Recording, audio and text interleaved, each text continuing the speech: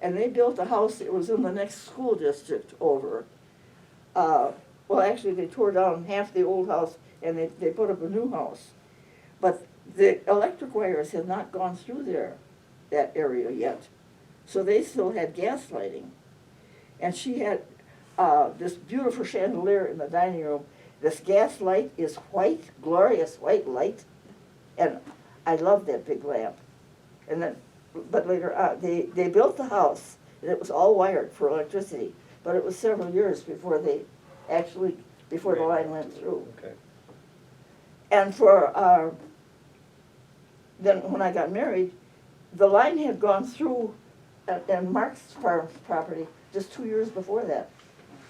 That had all been set up for wiring back in the 30s.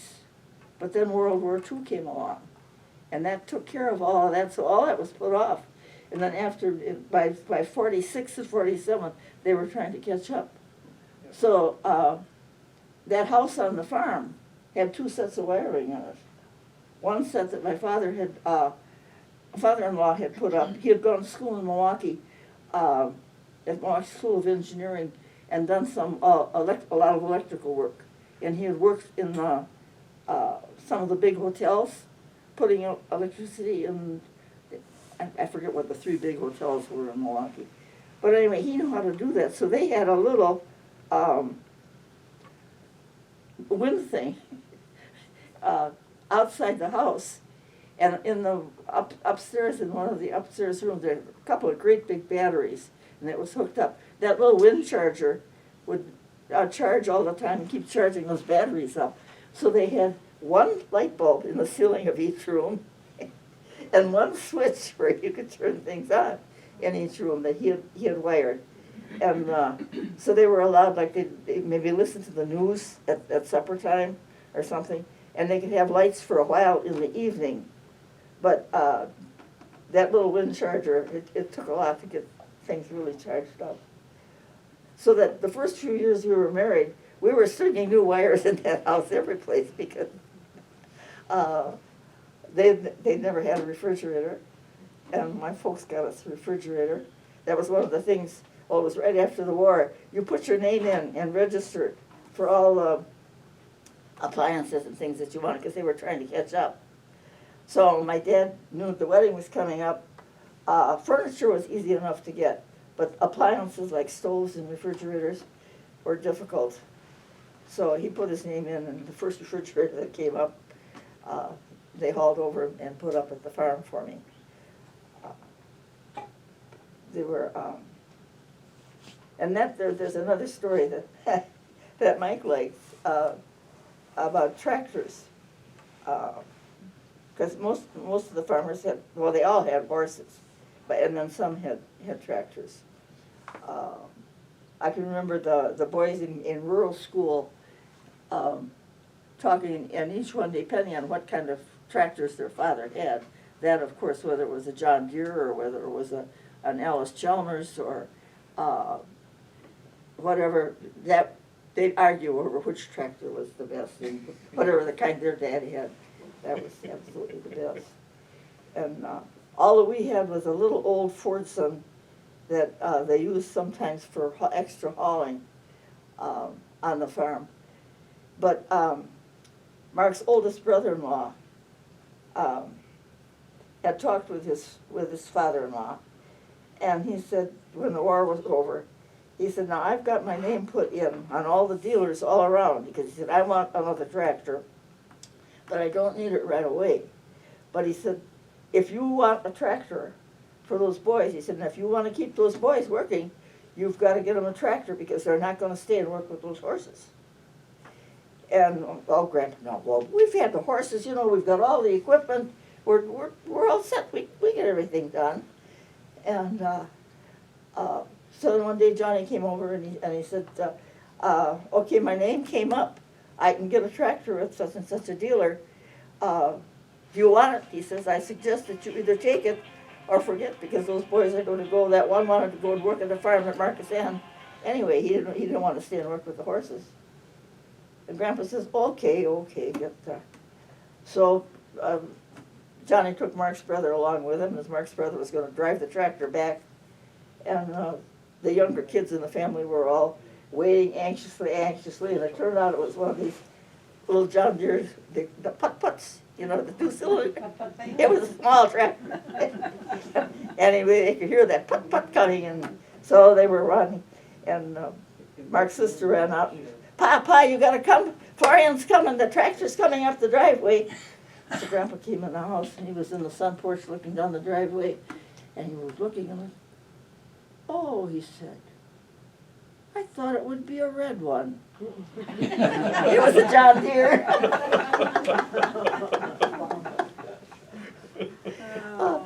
But I have a picture at home that I bought at an auction fundraising thing.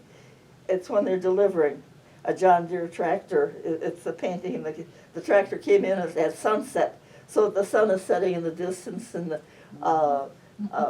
they're backing the tractor off the truck, and the little boys in the family are running up to see it. And there were only a couple people put a bid in on that picture. Dolores Novak was one of them. That she did, the one that she saw I was bidding on, so she didn't bid anymore, but I got that picture with delivering that John Deere, and it just, it fit in with our family story. And then it got to going to high school, but I was trying to think of some of the other things that I had just. How big was the family? You had a when you got married and you had a family. How big was your family? You see, 2 of your daughters are here. Oh, I had 12 children. 12 children that grew up. We lost one little boy. But wow. And you were on a farm, so they all got to help out? They all got to help out. They were all workers, and they're still all workers to this day. They're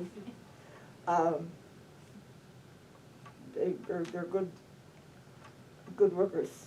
So I've lost 2 daughters, so I've got 10 that grew up.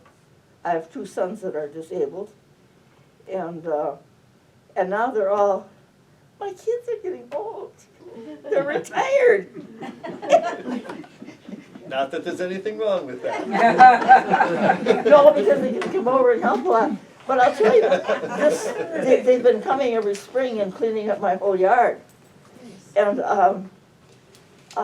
last spring was a crazy one. It rained every Saturday, so for 4 weeks in a row we were cleaned out. But and this week now, I said, okay, it's time that the grandsons start coming. Otherwise they're fishing and hunting and stuff all the time. I said, because these sons and sons-in-laws should not be doing that heavy lifting anymore. One of them was going to the chiropractor all the time. One of them had surgery on his foot. Tom was in the hospital for a few days. And I said that they shouldn't be doing these So there were 8 grandsons, or grandsons-in-law, that came over, and they worked, and they did a good job. Marge, how many grandchildren, great-grandchildren? I have 28 grandchildren, and I have, I don't know, I was counting up yet. It's probably like 34 great-great-grandchildren, and then there's 10 great-greats, or there will be soon 10 great-greats. Oh, my goodness. So they added it up one time, and I said, well, there are 76 direct blood relatives, because there's some adoptions in there too. Wow. So at that time, there were 76 people that, one way or another, I was directly responsible for. As my brother said when he came over one time, look what you have wrought. When did you become involved with the Historical Society? After my husband died. He died in 97, and Gary Wick stood next to me in choir, and Gary was very active in the Historical Society, and he wanted some things. He knew I had a computer. He wanted some things typed up, and so he said, "Well, I type up some labels for the cupboard," and so I did that. And so then I did a couple other things, and then it came up, well, why don't you just join the society? Well, once you join, they find something. First thing a good commander does is put these new people to work right off the bat. I should have met you about 3 or 4 years before I did, Marge. But And so that's when I got involved, and I've always been involved in history anyway. I have one of my cousin's children did a lot of research on my grandmother, my mother's mother, who was quite a remarkable woman. She had a great effect on her family. She was married when she was 15. She was left a widow with 7 children 10 years later. Her husband got pneumonia. And so she moved off the farm, moved to a house in town near her parents, and rented the farm out. But she had to go every year over to Wautoma to make her report on at that time, because wives really weren't allowed to own much of anything. So she had to report every penny that she spent for her family, to raise her family. And once a year she'd have to drive over to Wautoma, which was quite a, if you went with horses. Yeah. Later on, they did get a car. I know that, and my mother wrote in her diary, when my uncle was old enough to drive a car, then they bought a car. And they used to take a car to high school, which is 2 miles into town, or sometimes they'd take the horses. But if it snowed, and the girls knew how to drive, but primarily, one of my uncles was only 13, and he drove a lot because the boys were the drivers, you know. And she mentioned when they'd have a snowstorm or things that they would take the car to go to school. Otherwise, sometimes they hooked up the sleigh with the horses. And I don't know if those poor horses stood outside at school all day while they were in school or not, but because that was when they were going to high school.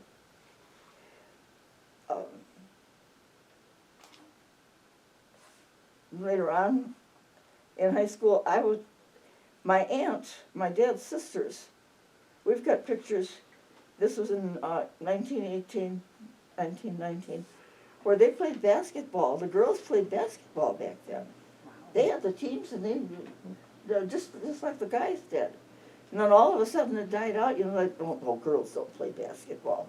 The sports are just for the boys, you know. And I think it's wonderful now when the girls can do things too.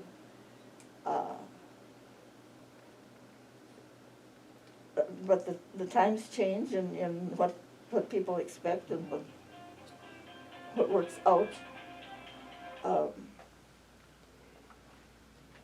Otherwise, you want to open it up to any questions anybody has? sure, if anybody's got a Does question. anyone have a question for Marge? Yes. When did you get your first automatic washing machine?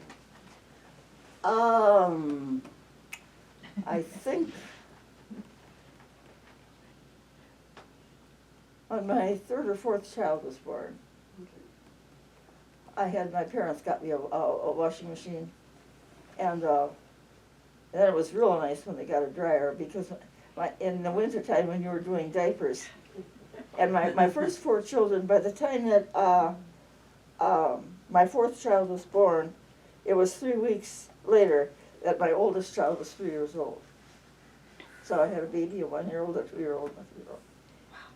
There were a lot of, my kids were trained pretty early. I didn't do diapers any longer than I had to do, but yeah, a washing machine was a really nice.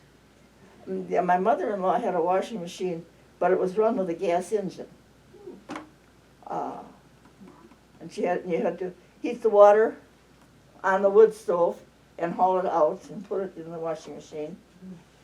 And when I was a kid, that was my job every Sunday night. You'd fill the boiler and put it on the stove. We had a boiler on the side of the stove, the wood stove, but that only held that you had water for just washing up and washing dishes. For washing clothes, then you put this big copper boiler on and heated that up. Remember Phil Snap the soap? Well, that was my job, to shave a bar of Fels-Naphtha soap into that wash water, and it would soften up overnight. And then you'd carry it out to the next room to the washing machine. And, you'd set up you had 2 tubs of rinse water, with cooler water, and the third tub had some bluing in it, so that your white clothes would come out presumably later. You have to be careful not to get too much bluing in, but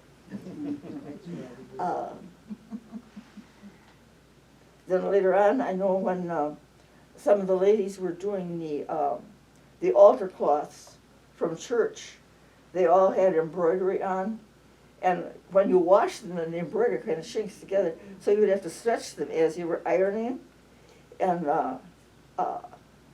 it was a big job, because they were long altar cloths and they hung to the floor on each side, and they had all that trimming on. It was a big job, and they used spray starch on them. It was the best. And you do that little bit and you hold it apart in the iron. But I know that some of the women, and I'm not sure if you can still buy laundry starch or not. I used to have a box of laundry starch and a bottle of bluing, but I haven't used that for years and years, so I don't. Might be past the expiration date by now. Well,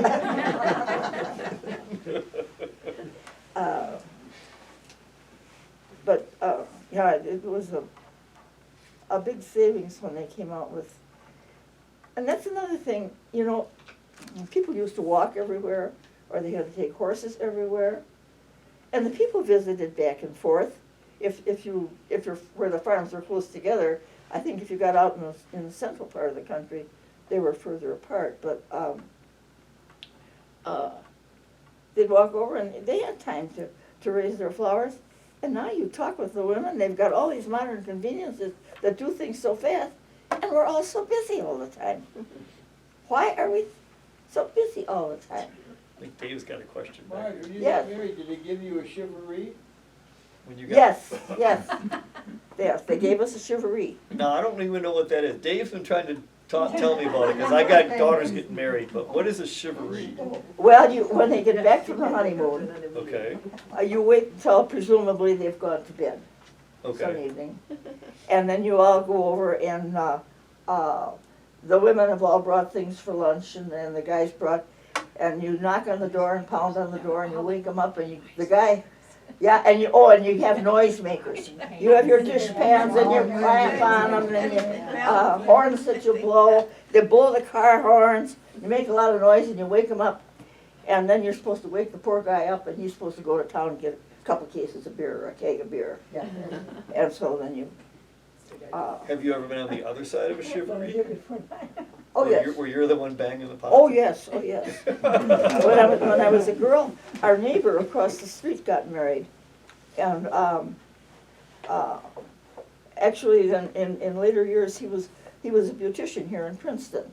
He and his wife had 4 boys, but they lived across the road from us, and they got back from their honeymoon, and they were living in a tent by his.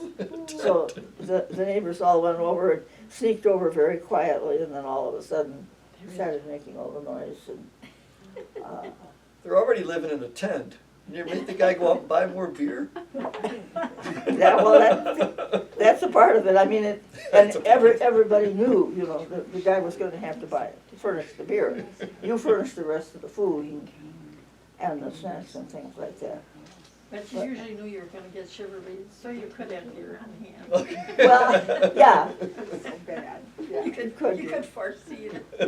Well, there was one neighbor up the road. My dad had a silo filler, and he filled silo for all the neighbors, and they'd come in contact with him, and as their stuff was ready. And this one neighbor, he never paid for it the year it was done. He'd wait until the day before he wanted to fill the next year. He said, "I know I haven't paid yet for last year. I'll pay you now, but will you come and fill my silo this year?" So my dad, just automatically knew it. Well, the guy was a bachelor, and then when he was older, he did get married.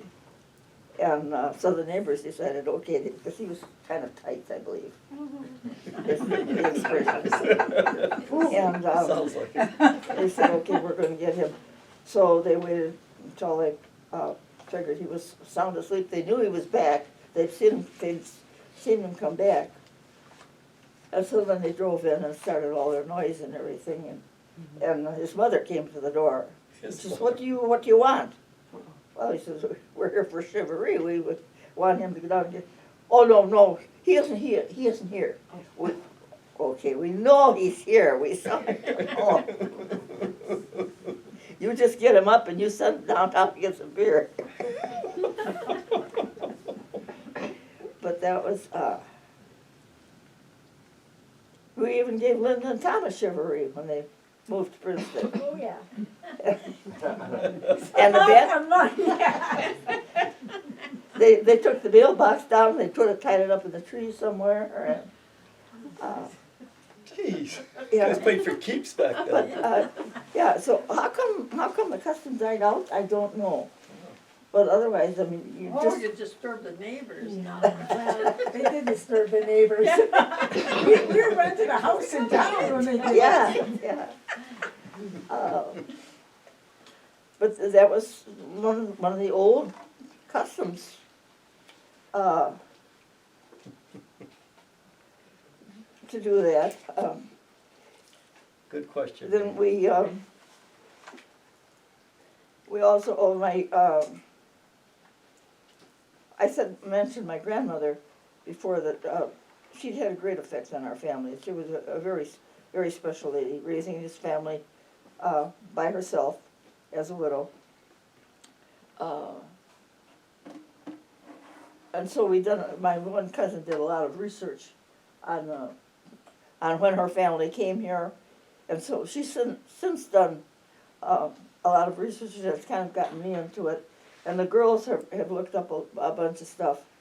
So we're doing a lot of things, but it takes a long time looking all that up, researching Yeah. all It's that. fun, time goes by really fast. But it's interesting, one of my relatives, my grandfather's older sister, when they were getting married, her husband wanted to come to the US. And she was not really, she couldn't read or write, which in Wales was very common. Some of the men were educated, and some of the men couldn't read or write. So we've got her, the wedding certificate signed, and it's Jane Thomas, her mark.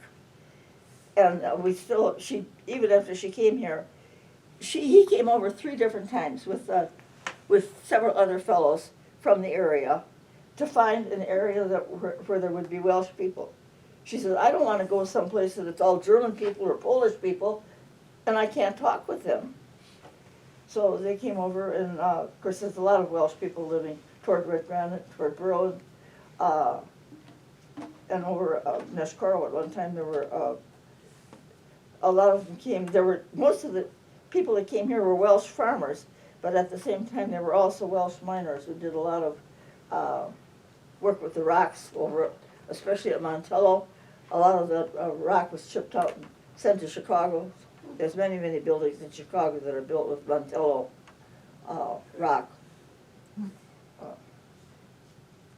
So then I actually, with my aunt, the oldest daughter is 9 years older than the next child in the family, because in between he was traveling, finding a place that she would be willing to move to.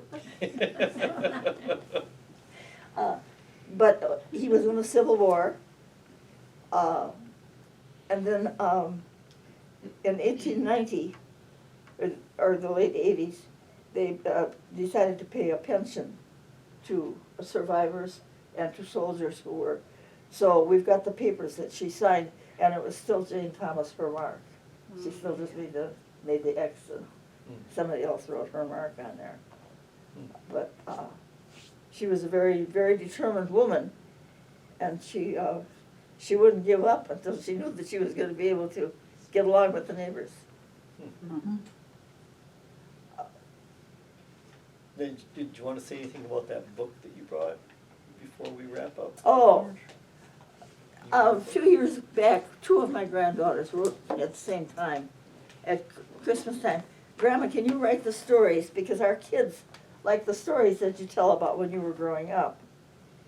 And so I said, okay, I would write, and the one had contacted this company that would print the book up for you, and they gave you, I didn't care particularly for the suggestions as to what you could write a story about, but I could write a story about anything I wanted. I could send in 2 or 3 stories a week if I wanted, but I wasn't feeling good, and I didn't send in very many. I'm 40 or 50, I don't know how many. I actually ended up sending in, and I wrote some for Emily, and Emily eventually had this company put the book together and published it.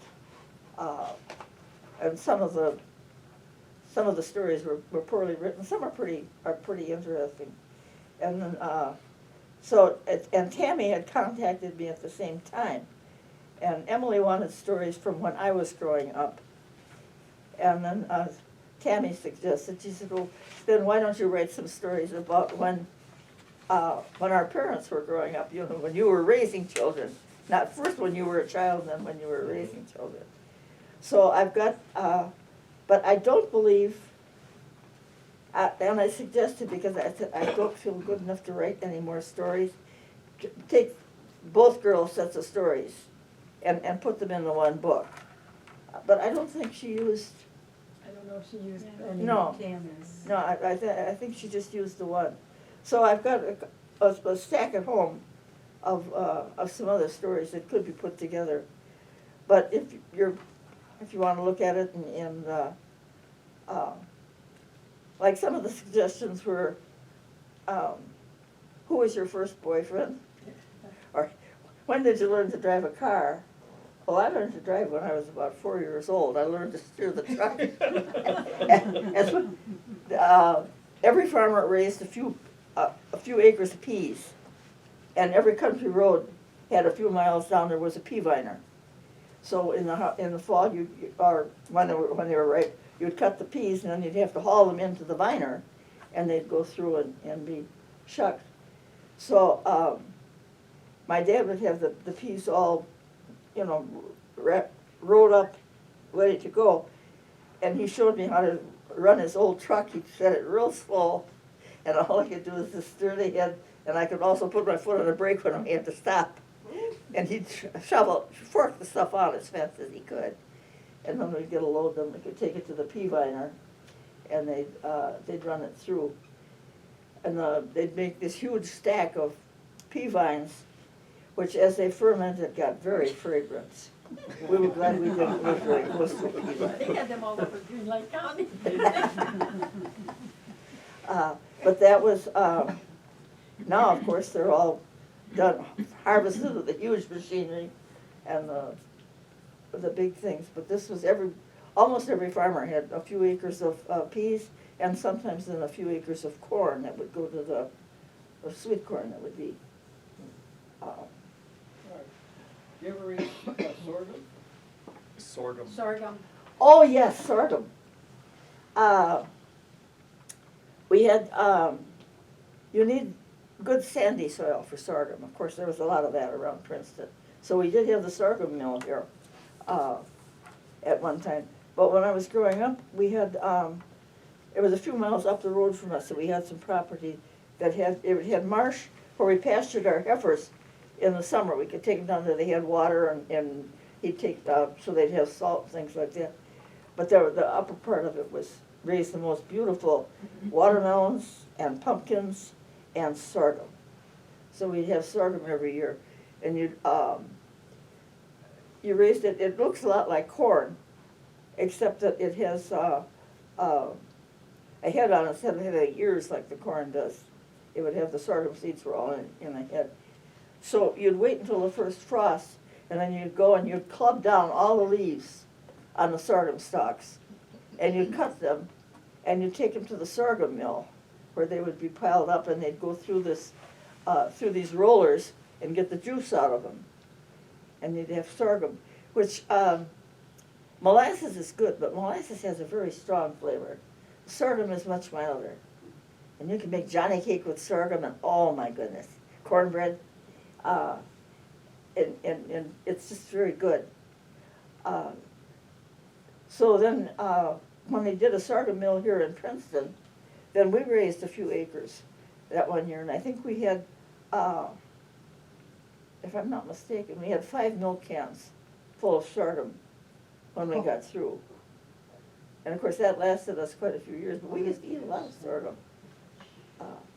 Now you have to go to Olson's Mill in order to get sorghum. So the last time I went there, I brought 2 or 3 quarts of it, and so every so often then we'll make Johnny cake and the hot cornbread and spread it with butter and sorghum, and it's just really good.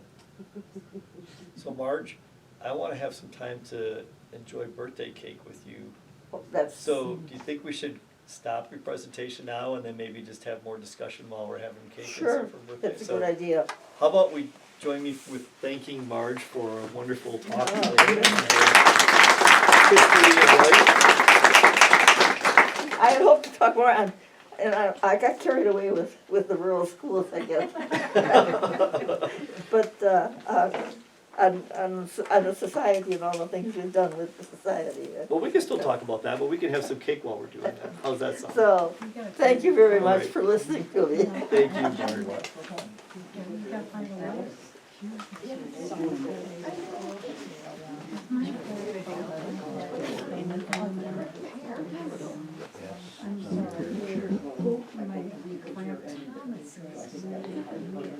Yeah.